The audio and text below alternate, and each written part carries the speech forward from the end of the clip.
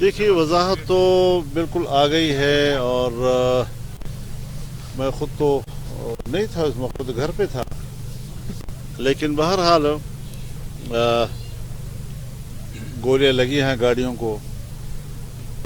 تو یہ واقعہ اس سے تعلق نہیں ہے کہ میں تھا اس میں نہیں تھا، میں محفوظ رہا وغیرہ وغیرہ.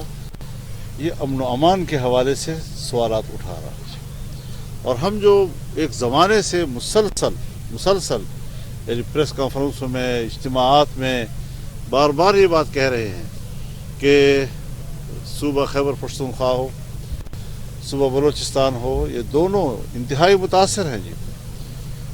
اور یہاں تو ایک تسلسل ہے، یعنی چند مہینے پہلے آپ نے دیکھا باجوڑ میں ہمارے ایک ہی اجتماع میں 73 ساتھی شہید ہو گئے، اور اس کے بعد مسلسل وہ سلسلہ اب 80 تک پہنچ گئے ہیں. اس طرح دوسرے قبائلی علاقوں میں بھی، شمالی وزیرستان میں، جنوبی وزیرستان میں، ٹانک میں. آپ جانتے ہیں ہمارے محمود خان بٹنی کے بھائی جو میئر ہیں ٹانک کے، پچھلے سال بھی دورے پہ نکلے تو ان پر حملہ ہوا، اس سال بھی دورے پہ نکلے تو ان پر حملہ ہوا. تو اللہ کی طرف سے ہے کہ اللہ نے بچایا ان کو. لیکن اس حالت میں آپ بتائیں کہ ہم کمپین کیسے چلائیں گے؟ اور اتنی بڑی سیکورٹی اپنے ساتھ لے کر جو ہم چلیں گے، ہم تو اس کے عادی نہیں ہیں جی. ہم تو تنہا ایک گاڑی میں سفر کرنے والے لوگ ہیں. تو اس صورتحال میں تو پہلے بھی کہہ چکا ہوں کہ جو کچھ ہوا ہے بالکل انہوں نے تجزیہ نہیں کیا حالات کا. اور یہ جو ایک لفظ استعمال آج کل نئی اصطلاح کے طور پر کہ لیول پلینگ فیلڈ کا جو لفظ استعمال ہو رہا ہے، یکساں مواقع. اب یکساں مواقع صرف ایک پارٹی کے حوالے سے، یعنی ہم دو صوبوں کے حوالے سے یکساں مواقع نہیں ہوں گے ہمیں. اگر پنجاب میں لوگوں کو پرامن ماحول مل رہا ہے یا سندھ میں لوگوں کو پرامن ماحول مل رہا ہے، تو کیا ہمارے پختونخوا یا ہمارے بلوچستان کے الیکشن کا ہم مطالبہ کرتے ہیں؟ الیکشن ہونے چاہیے، الیکشن لازمی ہے، آئین کا تقاضا ہے. اور ہم نے تو تحریک اٹھائی تھی 2018 کے الیکشن میں دھاندلی کی وجہ سے جی. لیکن الیکشن دیے جائے اور الیکشن کا ماحول بھی دیا جائے. یہ نہیں کہ ہمیں اس طرح چھوڑ دیا جائے کہ ہم صبح سے شام تک سوچتے رہیں.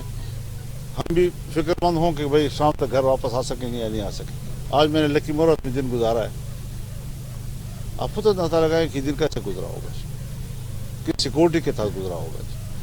اور اس سے جو پبلک کو پریشانیاں ہوتی ہیں، عوام کو جو پریشانیاں ہوتی ہیں، بازاروں کو جو پریشانیاں ہوتی ہیں جی، یہ ساری کس قیمت پر آخر کی. لہذا ہم پھر اپنی بات دہرانا چاہتے ہیں کہ جو واقعات کو ہوا ہے یہ بذات خود ایک بدامنی کا واقعہ تو ہے. تو آپ یہ سمجھتے ہیں کہ یہاں کی جو ایڈمنسٹریشن ہے صوبائی اور ضلعی، یہ آپ کو سیکورٹی فراہم نہیں کر سکتی ہے، پبلک کو تحفظ نہیں دے؟ اصل بات یہ ہے کہ سیکورٹی فراہم بھی کرتی ہے. آج بھی فل سیکورٹی موجود تھی، سب کچھ موجود تھا. میں تو ان حالات میں ہوں کہ سب کو اس طرح نہیں ہوتا نا. چلو مجھے تو آپ ایک پارٹی سربراہ کی حیثیت سے ٹریٹ کر لیں، مجھے آپ ہر طرف سے سیکورٹی دے دیں، ہر امیدوار کو تو نہیں ہوتا جی. لیکن اس وقت جس وقت میں نے پریس کانفرنس کی اسلام آباد میں، اسی دن رات کو مجھے تھریٹ آیا کہ آپ کو تھریٹ ہے. ایک اور سیاستدان کا بھی اس میں نام تھا. یہ ساری چیزیں جو ہیں اس وقت ہمارے لیے بہت ہی فکر مندی کا باعث ہیں، تمام پارٹیوں کے لیے، تمام امیدواروں کے لیے. میں نے تو پیپلز پارٹی کے امیدواروں سے بھی پوچھا ہے کہ آپ کمپین چلا سکتے ہیں؟ ادھر نہیں چلا سکتے.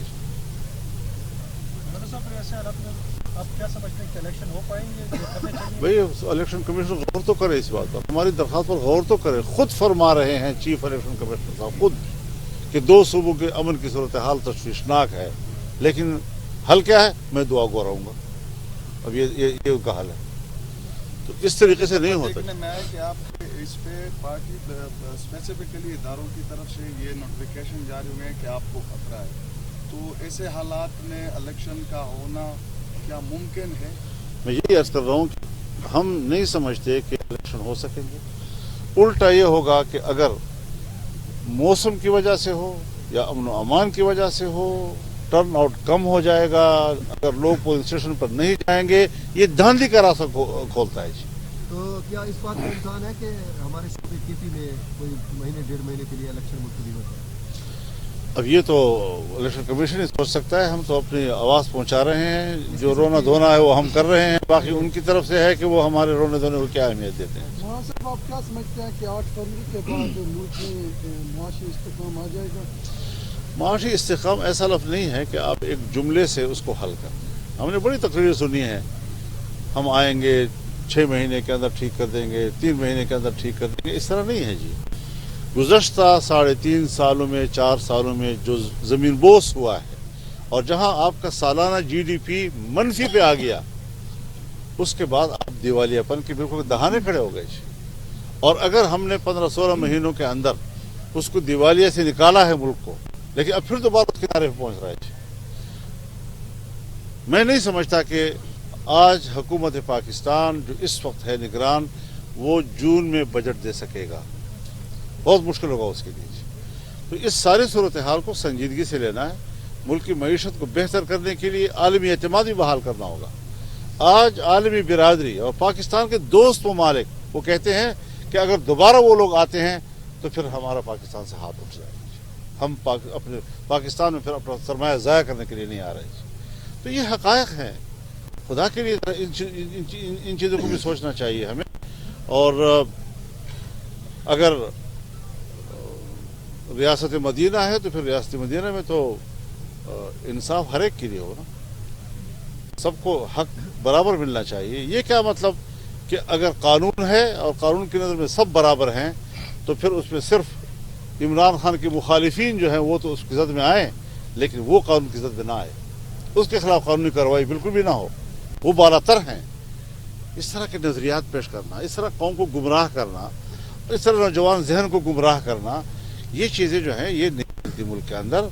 और वो पाकिस्तान की बका के लिए ख़तरा है। मैं सिर्फ ये नहीं कहता कि वो कोई इंतज़ामी मामलात में कमज़ोर था, वो तो था ही था, मईशत तबाह कर दी, मुल्क के वजूद को ख़तरा है जी। और कश्मीर के 3 हिस्सों की बात उसने की है, पाकिस्तान की तकसीम की बातें उसने की है, और ये ऐसे अंदाज में करता है कि कम से कम हम जैसा सियासी कारकुन वो समझ लेता है कि इसका एजेंडा है। मौलाना साहब, अफगानिस्तान के हवाले से ये सब बातें चल रही थी कि आपका विजिट है, कोई शायद वहाँ पे आप विजिट कर लें, तो जो अमन अमान के आजकल उनके साथ हालात कुछ हमारे अच्छे नहीं